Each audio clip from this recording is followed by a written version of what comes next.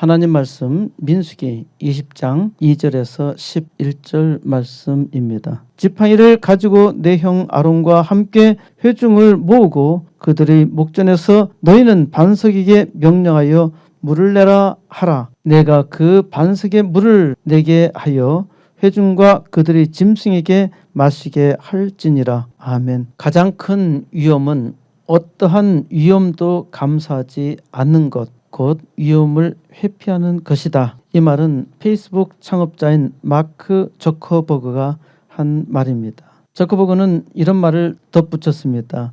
모든 것이 급변하는 세상에서 실패가 보장된 유일한 전략은 위험을 회피하고 과감하게 도전하지 않는 것이다. 성공하고자 한다면은 실패도 감수해야 합니다. 안전하게 성공하면 좋을 텐데 안전하게 성공하는 법은 없습니다. 흔히들 성공은 실패하지 않는 것이라 생각합니다. 성공과 실패는 수학적으로 말하자면 공통집합, 곧 교집합은 없고 서로 여집합입니다.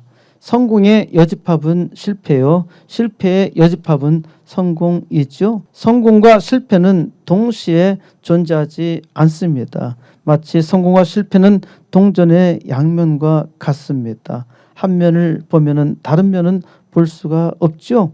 여기까지는 수학입니다. 사회학에서는 실패하지 않으면은 성공이 아닙니다. 저는 실패하지 않았습니다. 그러면은 성공한 것인가요? 제가 성공하지 못했다고 혹은 성공하지 못할 것이라고 생각하는 사람이 아주 많습니다. 출 이집트 1세대 60만 장정 중 갈렙과 여호수아 두 사람만이 가나안 땅은 우리의 밥이라 했고 능히 이기리라 믿었습니다. 60만 장정과 온 이스라엘 백성은 스스로를 메뚜기라 생각했습니다. 이스라엘 백성은 실패하지 아니하고자 했죠. 그러나 그 결과 참혹하게 실패했습니다. 갈렙과 여호수아는 이스라엘 백성을 설득하는데 실패하였지만은 믿음에서는 실패하지 않았습니다. 이스라엘은 가장 큰 위험을 선택했던 것이죠. 이스라엘 백성은 자기들이 가나안 땅에 들어갈 수 없다고 생각하자 소리를 높여 부르짖으며 백성이 밤새도록 통곡하였습니다. 민수기 14장 2절에서 이스라엘 자손이 다 모세와 아론을 원망하며 말합니다. 우리가 이집트 땅에서 죽었거나 이 광야에서 죽었으면 좋았을 것을 어찌하여 여호와가 우리를 그 땅으로 인도하여 칼에 쓰러지게 하려 하는가? 우리 처자가 사로잡히리니 이집트로 돌아가는 것이 낫지 아니하랴? 이스라엘 백성은 가나안 땅에 들어가면 반드시 칼로 죽을 것이고 처와 자식들은 포로가 되며 종살이를 할 것이라 확신했습니다. 이렇게 생각하니까 차라리 광야에서 죽는 것이 낫다는 것입니다. 이집트에서 종살이를 하는 것이 또한 광야에서 죽는 것이 낫다는 결론을 내렸습니다. 최종적으로 이집트로 돌아가야 한다는 생각에 이르자 여기 죽음의 문턱까지 인도한 모세가 괘씸했던 것입니다. 그리고 여호와 하나님께서 인도하셨다는데 자기들을 죽음의 길로 인도하셨다고 원망하고 있는 것입니다. 이러한 생각에 빠지면은 하나님을 믿을 수 없지요. 이스라엘의 실패는 믿음의 실패였지만은 인간적으로도 실패한 것입니다. 기독교 신앙의 실패는 믿음의 실패라는 것은 아주 본질적이고 자명하지만은 일상적인 삶에서도 실패의 길을 선택하고 있다는 것입니다. 하나님께서는 이스라엘을 종살이에서 건져내어 가나안 땅에서 복되게 살게 하고자 하셨지요. 그런데 사탄은 하나님의 백성을 시험하며 실패하게 합니다. 사탄의 목적은 사람의 생명을 멸하고 하나님을 대적하는 것이죠.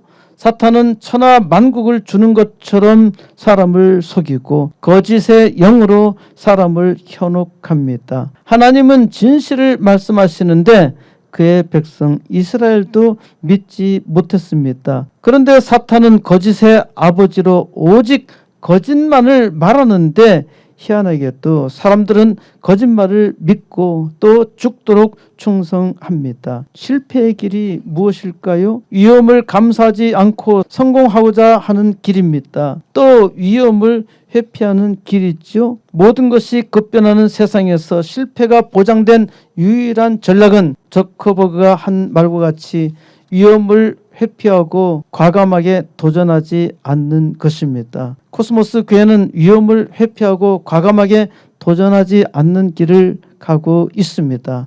이는 신압으로 망하는 길입니다. 매주 예배를 드리고 기도하고 찬송하는데 점점 망할 길로 가고 있는 것입니다.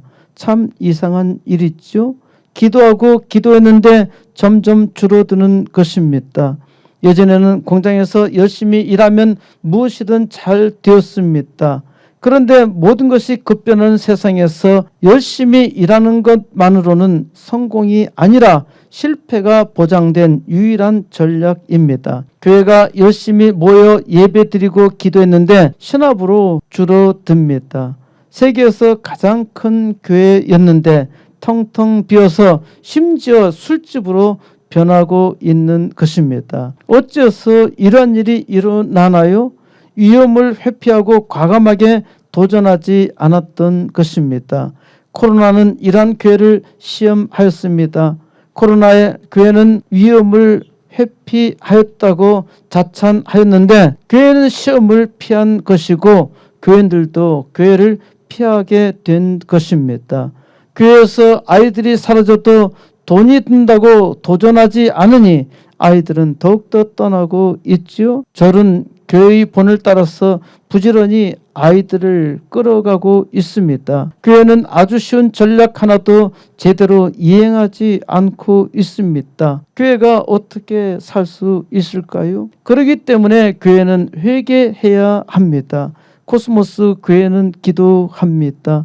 이 땅 부흥의 역사 이루라 믿고 이 시대에 주어진 사명을 감당하고자 합니다. 먼저 80개 개척교회와 2개 학교 시작을 하게 해주심을 믿고서 간구합니다. 하나님은 민수기 말씀을 통해서 오늘 계시해 주십니다. 민수기는 이집트 곧 이스라엘 자손이 이집트 땅에서 나온 후 둘째 달 첫째 날부터 시작하여서 가나안 땅 정복 역사의 시작까지 기록하고 있습니다. 40년의 역사가 짧게 기록되어 있는데 코스모스 교회를 시작하게 하신 하나님이 40년 전에 기도하게 하셨던 이 땅 정복의 역사 이제 이루게 하신 줄 믿습니다. 민수기는 백성 민수 곧 백성의 수를 기록하고 있습니다. 민수기 1장에서 장정만 60만 3,520명이었습니다. 여기에는 네 지파가 빠져 있습니다. 그러니까 60만 명이라 하는 수는 전투대원의 수입니다. 이는 가나안 정복을 위한 군사적 준비가 완료되었다는 것이죠. 이제 가나안 정복을 하기만 하면 됩니다. 그래서 교두보로 가데스 바네아에서 가나안 땅에 12명의 정탐꾼을 보내어서 40일 동안 정탐하게 합니다. 12명의 지파 대표들이 돌아와서 보고합니다.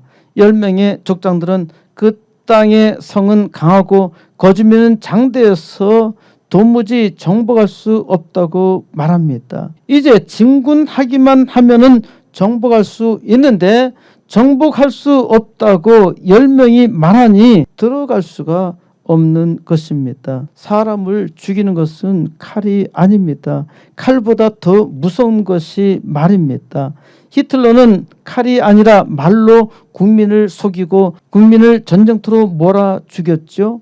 레닌과 스탈린은 러시아 국민을 기만하고 모택동은 중국을 속였고 김일성은 북조선에서 수많은 사람들을 기만했습니다. 그 결과 수많은 사람들이 죽었고 망할 길로 갔지요. 그런데 참으로 희한하게도 아직도 이 사악한 자들을 존경하고 있으니 사람이 참으로 어리석은 것입니다. 이스라엘 10족장의 말로서 이스라엘 백성들은 절망에 빠졌고 싸움은 전혀 시도하지도 못하고 포기했습니다. 하나님의 명대로 이스라엘은 광야에서 40년을 살게 되었고 모세는 그 중에 가나안 정복을 준비합니다. 가나안 땅에 들어가서 하나님의 백성으로 살 준비를 하죠.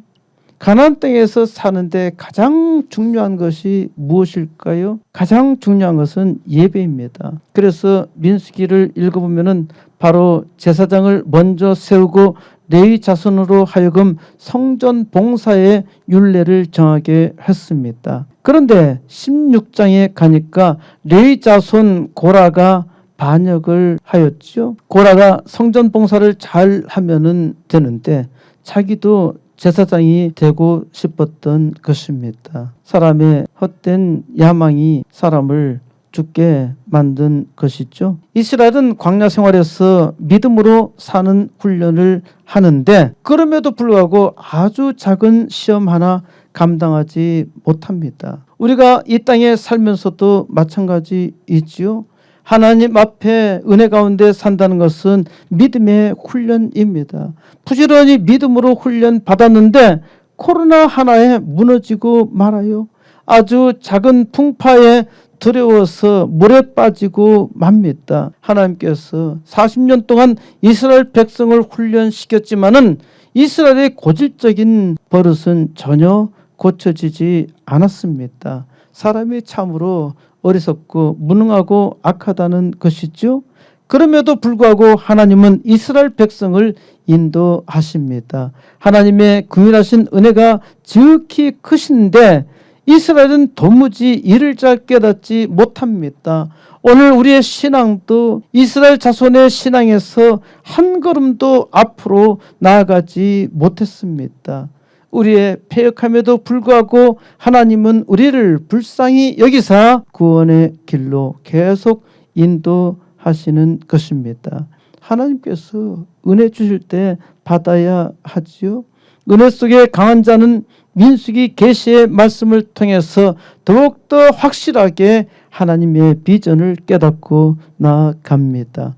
민수기 20장 1절 첫째 달에 이스라엘 자손 곧 온 회중이 신 광야에 이르러 백성이 가데스에 이르더니 미리암이 거기서 죽음에 거기에 장사되니라. 첫째 달 출 이집트 제 40년째 되는 해 정월인데 이스라엘력으로는 아빕월이라고 합니다. 태양력으로는 정월 첫날은 3월 중순에서 시작됩니다. 이스라엘 온 회중이 신광야에 이르렀다 하는데 신광야는 가나안 땅의 남방 경계로 크고 두려운 광야라 하였는데 대부분 사막 지역입니다. 이 가데스에 이르렀다고 하는데 기억하나요?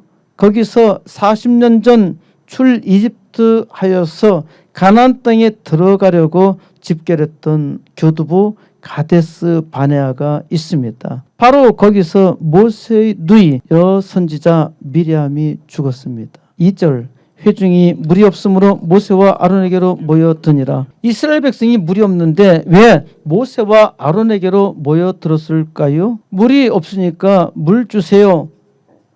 이것이 아닙니다. 당신은 하나님의 사자이니까 이 사막에서 물을 내라고 기도해라. 이것도 아닙니다. 이스라엘 백성들은 모세와 아론을 공박하러 나타난 것입니다. 모세와 아론을 공격하며 반박하고자 했던 것입니다. 문제가 생기면은 문제 해결책을 찾아야 하는데 그 문제로 인해서 그 마음에 품었던 악을 드러내는 것입니다. 여전히 정신 못 차리고 있죠? 우리도 이들과 다를 바가 없다는 것을 알아야 합니다. 하나님의 은혜로 일을 하는 듯 하다가 자기 원하는 대로 되지 않으면은 즉시 불만을 쏟고 말로 공격합니다. 이게 우리의 체질이죠. 3절 백성이 모세와 다투 말하여 이르되 우리 형제들이 여호와 앞에서 죽을 때에 우리도 죽었더라면 좋을 뻔하였도다. 이스라엘 백성이 모세에게 불평을 늘어놓습니다. 우리 형제들이 여호와 앞에서 죽을 때에 우리도 죽었더라면 좋을 뻔하였다는 것입니다. 자기들도 죽었더라면 좋았을 것을 죽기를 원해서 이런 말을 했을까요? 죽을 사람이라면 그냥 죽지 이런 말을 하지 않습니다. 죽지도 않을 사람은 그때 차라리 죽었을 것을 이런 식으로 말하며 공격합니다. 그때 죽으나 지금 죽으나 마찬가지라면 지금 목이 말라 죽으면 될 것인데 죽을 생각이 없으니까 모세에게 따지러 온 것입니다. 물을 먹지 못해 죽을 것 같았으면 물 문제를 어떻게 해결할 것인지 대책을 강구해야 하는데 불평불만을 쏟아냅니다. 목말라 죽겠는데 차라리 전에 죽었더라면 좋을 뻔했다. 불평하는 사람들은 이와 같이 말합니다. 불평을 해결하고자 말하는 것이 아니라 불평을 통해서 싸우려고 말합니다. 골치 아픈 일이 일어나면은 그 골치를 해결하려고 하지 않고 그 골치 덩어리를 통해서 불평을 늘어놓고 공박합니다. 배가 고프면 밥을 달라고 하면 되는데 집구석이 왜 이 모양이야? 아버지가 무능하니까 밥이 없지. 이는 문제를 말하는 것이 아니라 모든 불만 요소를 다 드러내어 비난하는 것이죠. 실패하는 사람들은 불행한 사람들은 이런 사고에 익숙합니다. 우리나라에 의사가 적어서 조사 연관 결과 매년 의대 정원을 2,000명 늘려야 해결할 수 있다는 결론을 얻었습니다. 전국 의과대학교에 정원 증원에 대한 사전 조사를 하고 정원 증원 신청을 받았습니다. 그런데 2,000명의 배가 넘는 거의 4,000명 정도 증원해달라는 요청이 있었어요. 그런데 2,000명을 늘리겠다고 하니까 의사들이 교수들이 일어난 것입니다. 전공의들은 파업했고 의대 교수들은 사직하겠다고 엄포를 놓습니다. 국민의 생명을 담보로 협박하는 것이 가능한 일인가요? 의사들이 환자를 돌보지 않는 것은 중대 범죄입니다. 죽을 위기에 처했는데 의사가 보고 있다면은 살인행위 아닌가요? 의사 수를 매년 2,000명씩 늘려야 하는 것도 아주 자명한 사실입니다. 이거는 시간적 추이를 보고서 통계를 낸 것입니다. 그러면 지금 문제 요점이 어디에 있을까요? 돈이잖아요. 결국 돈입니다. 의사들이 불평을 늘어놓는데 돈이 아니라면은 불평이 없겠지요. 갑자기 의대 정원을 늘리면은 의료의 질이 떨어진다? 그러면 지금은 잘하고 있나요? 정원을 늘리면은 교수를 늘리라고 하면 되지요. 우리도 죽었더라면 좋을 뻔하였도다. 이게 아니라 지금 하고 있는 것을 보면은 죽였더라면 좋을 뻔하였도다. 이런 장난하고 있는 거 아닌가요? 제때 수술받지 못하여 사람이 죽고 그러면 여론이 나빠져서 의대 정원을 늘리지 못하게 하자는 속셈인데 이거 아주 큰 오산입니다.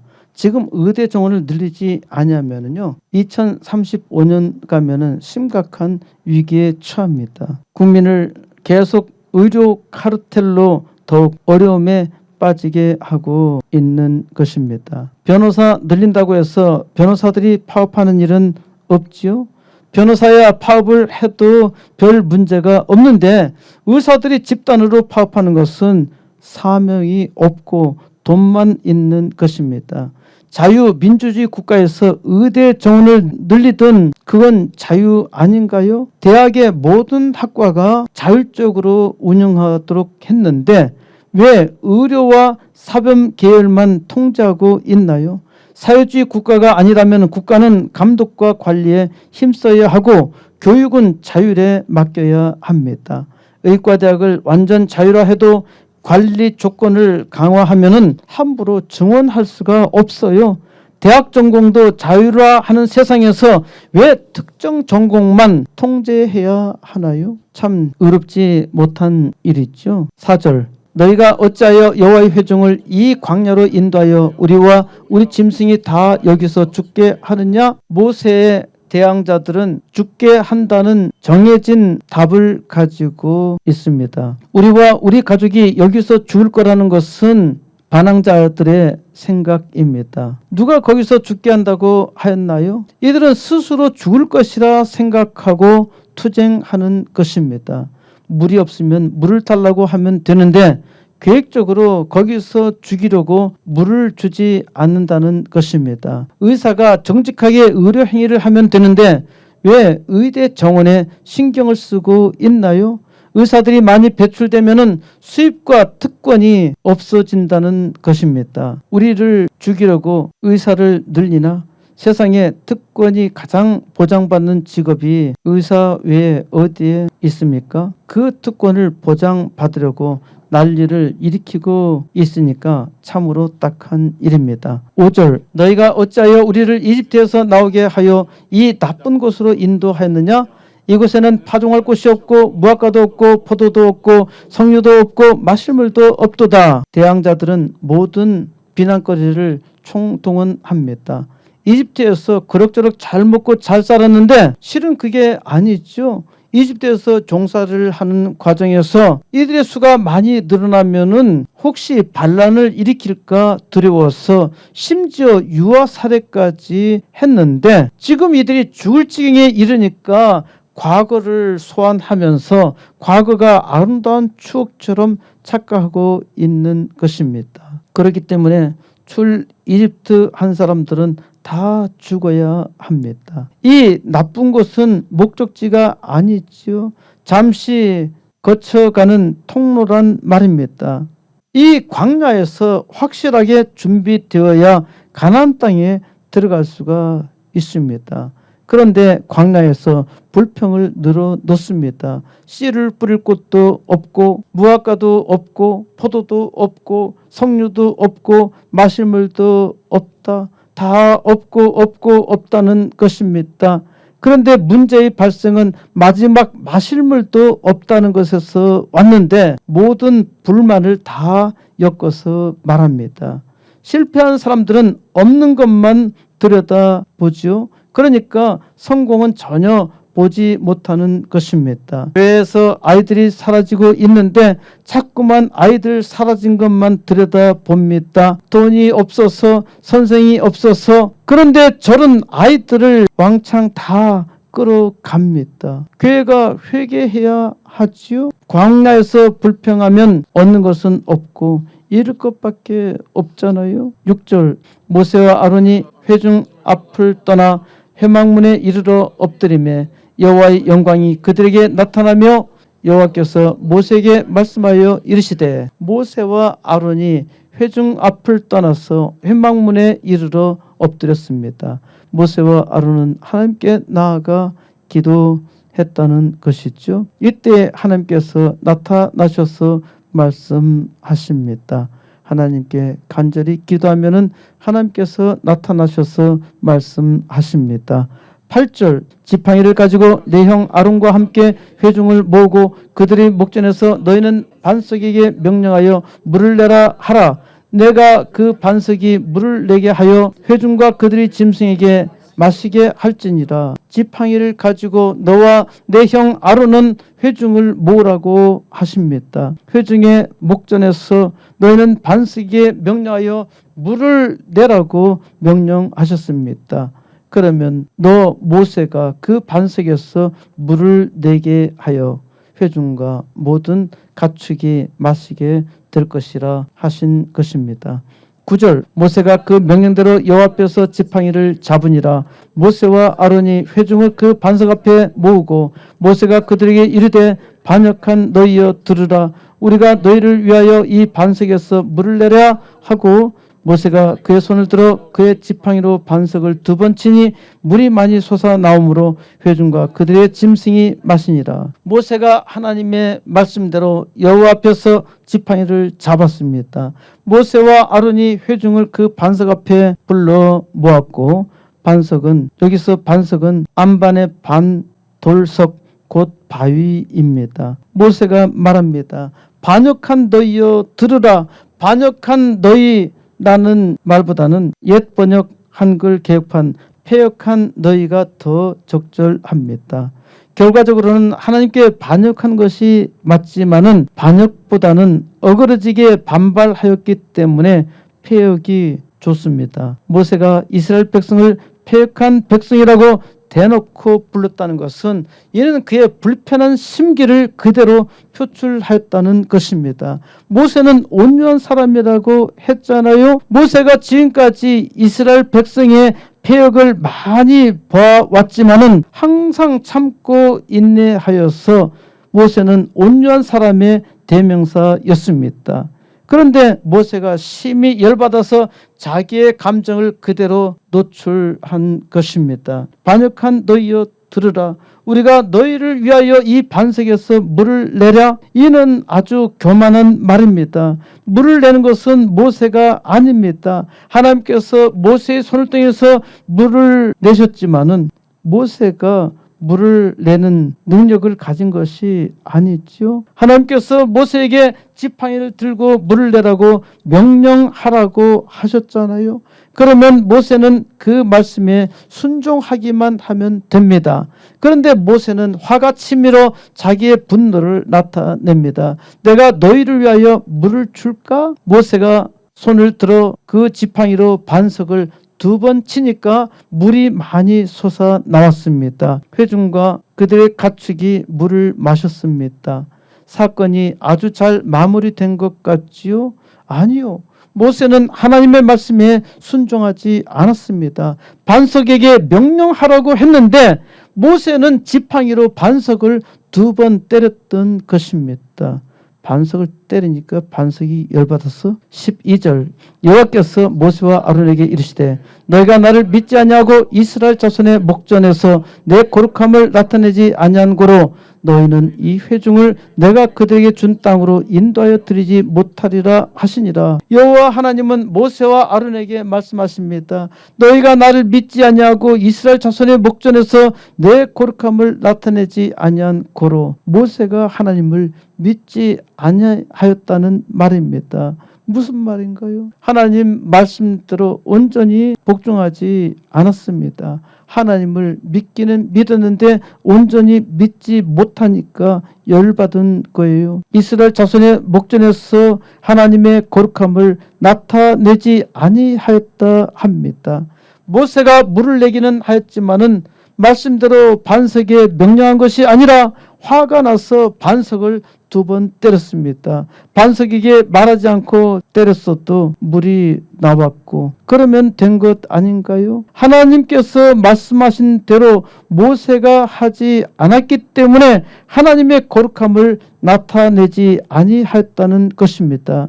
하나님께서 말씀하신 대로 하지 않으면은 하나님의 거룩함을 나타내지 않는 것입니다. 말씀을 순종할 때 하나님은 그 거룩함을 나타내시고 위대한 역사를 이루시지요. 반석에서 물이 나왔으니까 하나님의 거룩함을 나타낸 것이잖아. 반석을 때린다고 해서 물이 나오나? 반석이 물풍선처럼 물을 품고 있다가 때리니까 나온 것이 아니니 하나님이 주신 것이라고 하나님이 하신 일을 드러낸 것이니까 별반 차이가 없는 것 아닌가요? 바로 이것이 문제입니다. 말씀대로 행한 것 같이 보이지만은 자기의 분노대로 행한 것이며 자기를 과시한 것입니다. 하나님이 물을 주시긴 하셨어도 하나님의 거룩함은 나타내지 않으신 것이죠. 제가 하나님께 간구하며 하나님의 위대한 역사를 이룰 때 교만하여 저를 스스로 자랑하면은 그것은 하나님의 거룩함을 나타내지 아니하는 것이죠. 하나님의 크신 은혜로 위대한 역사가 일어났는데 자기의 능력을 과시하면은 하나님의 거룩함은 거기에 없는 것입니다. 우리가 하나님의 은혜로 일을 하여도 이처럼 자기 영광에 빠지는 경우가 허다하게 많습니다. 모세는 자기 교만의 죄로 이스라엘 자손과 함께 가나안 땅에 들어가지 못합니다. 모세가 한번 실수했기로서니 가나안 땅에 들어가지 못한다는 것이 말이 되나요? 하나님이 좀 지나치게 하신 것 아닌가요? 모세가 반드시 가나안 땅에 들어가야 복이 되는 것은 아닙니다. 모세는 이미 복을 받았고 누렸고 영생의 복을 얻었습니다. 세상에 잠시 더 산다는 것이 큰 의미가 있는 것은 아닙니다. 모세는 여기까지 자기의 사명을 다 감당했고 하나님께 돌아갈 때가 되어서 돌아간 것입니다. 그리고 하나님께서 모세의 교만을 심판하심으로써 가나안 땅에는 말씀에 순종하는 거룩한 자가 들어갈 수 있음을 보여주신 것입니다. 13절 이스라엘 자손이 여호와 다퉜으므로 이를 무리라 하니라. 여호와께서 그들 중에서 그 거룩함을 나타내셨더라.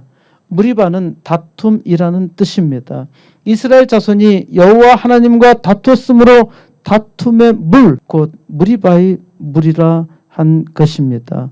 여호와께서 그들 중에서 그 거룩함을 나타내셨더라. 바로 앞절에서는 모세가 열받아서 반석을 2번 두드려서 하나님의 거룩함을 나타내지 않았다 했는데 여기서는 하나님께서 그 거룩함을 나타내셨다 하고 있죠. 앞뒤가 맞지 않는 것처럼 보입니다. 잘 생각해 보세요. 모세는 하나님의 거룩함을 나타내지 않았습니다. 그럼에도 불구하고 하나님은 모세를 통해서 일하셨어요. 모세의 거룩하지 못한 행위에 대해서 하나님은 그 능력으로 자기의 거룩함을 나타내셨다는 말입니다. 반석에게 명령하여 하나님은 모세에게 반석에게 물을 내라고 명령하셨습니다. 하나님께서 바위에서 물이 나게 하신 것이죠. 안반 틈새로 물이 흐르기는 하지만은 강야 바위에서 물이 새어 나온 것은 전혀 아닙니다. 하나님께서 반석에서 물이 나오게 하셨고 이 일로 하나님은 자기의 거룩함을 나타내셨습니다. 하나님께서 하신 위대한 일이죠. 그런데 더욱더 놀라운 일은 바로 이 반석이 예수 그리스도를 계시한다고 하는 사실입니다. 고린도전서 10장 1절에서 5절 말씀에서 형제들아 나는 너희가 알지 못하기를 원하지 아니하노니 우리 조상들이 다 구름 가운데 있고 바다 가운데로 지나며 모세에게 속하여 다 구름과 바다에서 세례를 받고 다 같은 신령한 음식을 먹으며 다 같은 신령한 음료를 마셨으니 이는 그들을 따르는 신령한 반석으로부터 마셨음에 이 반석은 곧 그리스도시라. 그러나 그들의 다수를 하나님이 기뻐하지 아니하셨으므로 그들이 광야에서 멸망을 받았느니라. 사도 바울은 출 이집트 사건을 신령한 계시로 소개하고 있죠. 이스라엘 백성이 신령한 음료를 마셨다는데 또 신령한 반석으로부터 신령한 음료를 마셨는데 이 반석은 곧 그리스도시라 말하고 있습니다. 하나님께서 모세로 하여금 반석에서 나게 하신 물은 신령하게 또 그리스도에게서 나온 생수라 말하고 있는 것이죠. 그러니까 구약에 있는 사건을 통해서 하나님은 신약시대에 계시하셨고 그 일을 통해서 오늘 말씀을 듣는 하나님의 백성들에게 계시하시는 것입니다. 이것이 하나님의 이중계시, 삼중계시예요. 하나님께서 아주 놀랍게 역사하시는데 구약에서 단순하게 그때 거기서 일어났던 일이 오늘 하나님께서 지금 우리에게 말씀하시는 것입니다. 요한복음 7장 37절에서 예수께서 서서 외쳐 이르신 말씀입니다.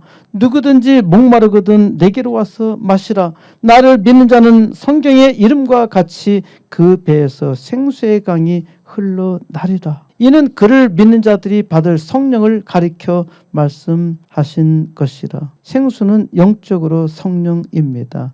출 이집트의 광야는 영적 계시를 담고 있는 위대한 그림이지요. 이 그림을 우리는 명확하게 아주 생생하게 보고 있습니다. 반석에게 명령하여 모세에게 반석에게 물을 내라고 명령하신 하나님은 오늘 예수 그리스도의 반석에 간구하여 성령이 충만하게 하셨습니다. 예수를 믿는 자는 누구든지 성령 충만하며 성령 하나님의 역사로 하나님의 거룩함을 나타냅니다. 하나님의 백성들마다 누구든지 하나님의 위대한 역사 능히 나타내며 그 축복을 세상에 증거하도록 부르심을 받은 것입니다. 성령 하나님의 충만한 역사는 하나님의 위대한 역사를 이루게 하십니다. 이제 이 광야 같은 세상에 은혜의 담비를 내리게 하며 소돔보다 악한 세상을 바꾸어 이 땅의 부흥의 역사를 이루게 합니다. 우리 코스모스 교회는 먼저 80개 개척교회와 2개 학교를 시작하는데 오직 성령 하나님의 은혜로운 역사, 하나님의 거룩한 역사입니다. 하나님께서 민자의 기도를 통해서 이 시대에 하나님의 위대한 역사를 이루시는데 이제 하나님께서 이 시대에 부르신 죄의 모든 종들이 함께 예수 그리스도의 반석에 간구하여서 하나님께서 주시는 성령 하나님의 풍성하신 은혜가 넘쳐서 이 땅 부흥의 역사, 세상을 바꾸는 역사 이루시기를 우리 주 예수 그리스도의 이름으로 간절히 축원드립니다.